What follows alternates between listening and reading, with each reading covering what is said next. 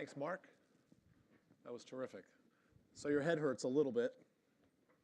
He definitely, as Mark does, takes you down where you think he's going to go, and it makes sense, and then he makes a right.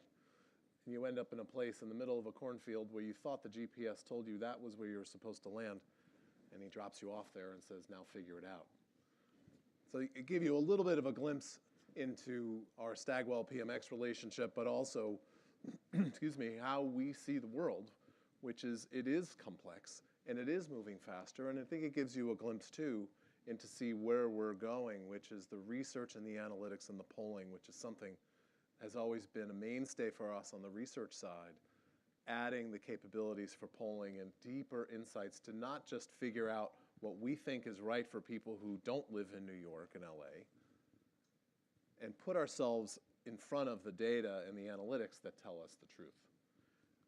We are too comfortable. As brands, we are too comfortable. As marketers, we're in a position where we know on the other side where we need to be, which is, frankly, more competitive, which is take more of our market back, take more of our market share, make more of a position, make it tougher for people to do business with us. And that does mean we have to change our tactics. And so as we go through the day, we are going to present different points of view and kind of juxtapose different considerations for you when you consider how we go to market and how do we solve what's truly in front of us. In a minute, or 3 minutes, I'll introduce Tim Rees from Google, and he and I have spent a decent amount of time over beers and bourbon trying to figure out the Google world and the PMX world and what I just said and what Mark just said and what we believe to present a topic that in a way kind of personifies that. And so Tim is off on a jag right now. What did you say, Tim, this morning? It could have been friction or it could have been diction. Could have just been diction that we should be focused on, not friction. But friction and frictionless is really the world we're in. If you consider the things that you do today that you don't even think about, that a year ago you had to. And I won't use any examples, you have a bunch in your head, but we will use some specific examples in a way to get you a bit off balance to not just say, well, that's cool, because some of it is, and some of it's not. Some of it's awful, some of it's going to hurt, some of it's competitively is going to make us do things we really don't want to do because we have to. And out of these changes are going to emerge platforms and new ways of doing business that's going to enable us to get after and solve problems that we know are right over there that we have to go get. But we're going to talk about friction. Yep, go ahead. As soon as I get a clicker, we'll talk about friction.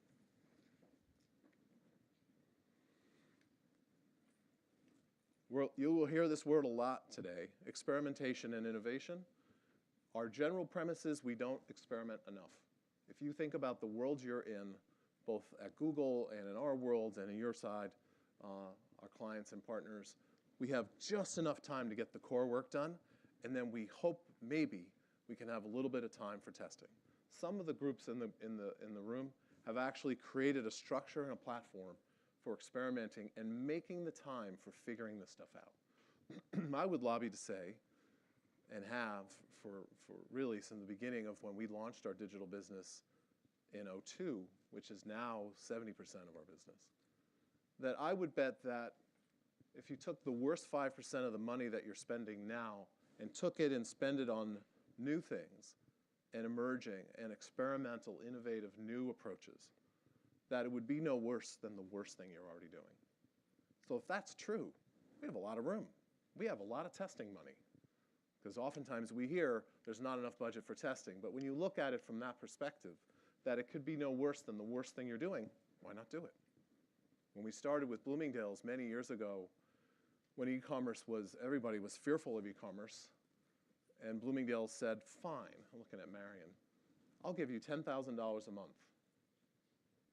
And if you can figure out how to make the $10,000 a month work better than the no worse than the worst thing we're doing, I'll give you 20. Well, over time, of course, those changed, and now you see what's happened with Bloomingdale's, and their business has fundamentally shifted. So this experimentation isn't just, we should experiment more. It really is a process and an idea that we have to break the status quo. And I would lobby that the downside risk of status quo is way worse than even the benefits of experimenting. So we get a lot of positives out of experimenting, but what I'm actually saying is the status quo of not experimenting and not innovating and not creating a track for breaking stuff is way worse than the risk of taking risks. That's the world we're actually in, and Mark said it in a genteel way, and then he kind of slammed his way into things that are very disruptive. If you looked at the simplest thing, sugar, and what's happened and how things have changed, or marriage versus getting married versus staying single, these are not insignificant changes.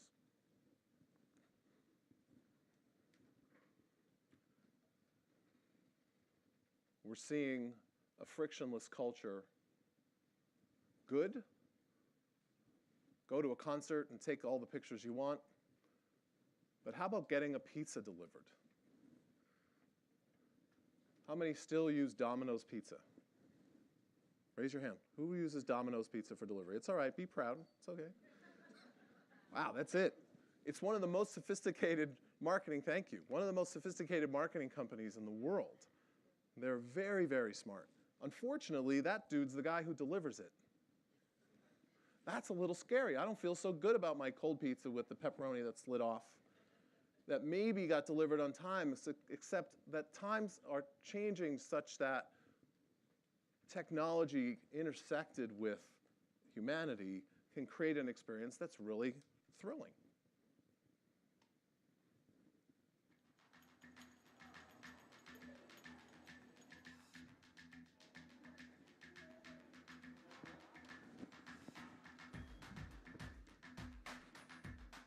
What most people tell us that they're surprised about is the quality of the food that they're getting, even though it's made by robots.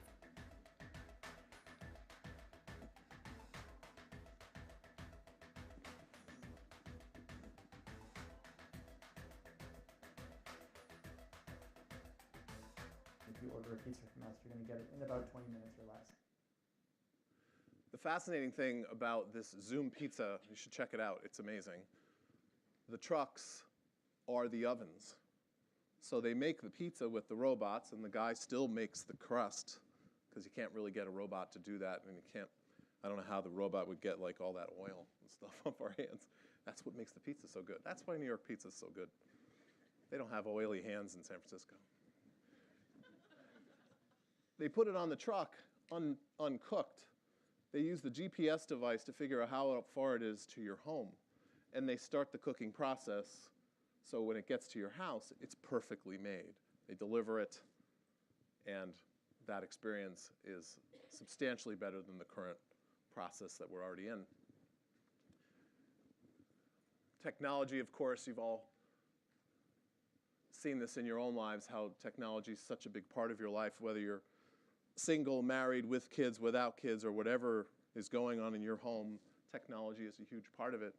And the frictionless world that we live in, so that we can easily communicate, whether it's a Google Home device or an Echo from Amazon, we're able to, sorry Google, we're able to seamlessly move our relationships with products and brands in a very kind of fluid way, except something happened along the way. Whoops, let me go back one. Something happened along the way that we kind of forgot. So I had dinner with an 84-year-old couple 6 weeks ago, and I was talking to the husband, and he said to me, have you seen that Alexa thing? It's amazing. It tells me everything. The weather, directions. It's totally changed my life. And I looked at his wife, who was doing this. And I said, how's it going with Alexa? And she said, you mean his new girlfriend? And he said, well, that's the safest thing I could ever have. I don't get in trouble, except she said, it's destroyed my relationship. And she wasn't kidding. She said, I've been married 51 years. my whole relationship is kind of evolved to, because the kids are gone, we have grandkids and things, but it's all about what's the weather, where are we going, who's in that movie, what was that song, when did that come out? Who was that actor? Are they alive? Are they dead? How old are they? She said, he never asks me anymore. He asks Alexa. So friction has positives and negatives, and the point really as marketers is that we have to be aware of the platforms that are being created and where your brand has to be relevant and where it can be present, and where we have to be aware of where brand presence sometimes can be a dicey proposition if we're not correctly considering what the implications are. This is Peloton. You've probably heard of it. If you haven't, I'll play this in a second. But they've done a marvelous job of taking a very high friction event, which is getting on a bike, which is all about friction. It's the simplest thing in the world. Make two wheels go faster, and rubber on a paved road is simply a function of friction. How much faster we can go, how much harder we can push, whether it's at SoulCycle or whether it's in your home. Peloton figured out how to take that experience and completely make it frictionless. Uh-oh. Friction. Coming soon. So if you haven't experienced Peloton, there is a studio in New York on 23rd Street. There is a Peloton studio. If you want to go, you can go, just like you can go to SoulCycle. Or you can order the bike and have it in your basement or in your living room or her fabulous home here, because everybody looks like that. And you get to look out, and you not only get to cycle, but you get to experience. This is Robin. Robin is your instructor today. Robin is not going to go easy on you. This is you attacking the hill, crushing the flats, climbing your way through the pack. This is your friend in another city, riding with you. These are the boundaries you push together. This is how you change your life. Pretty cool. Totally changed the whole friction game. I don't have to go anywhere. I can just go in my basement or, again, that most amazing home. And not only ride, but I also can see my metrics, which is nothing new.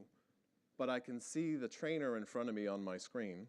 I can also see all the other riders. In fact, now that it just came out, actually, when they published this video, I can now see my friend in Dubai ride with me at the same time. And I can watch him or her work out at the same time as I can. Totally changing that experience. So I may not want to go to SoulCycle. I may just want to be in my home. Cycling is a good metaphor for friction and not friction good and friction. And I'll give you to Tim in a second, but I thought I'd end with this because it's an example of where friction can be good, which is we have to overcome it and go faster, and sometimes friction is not good if we don't pay attention to what's in front of us.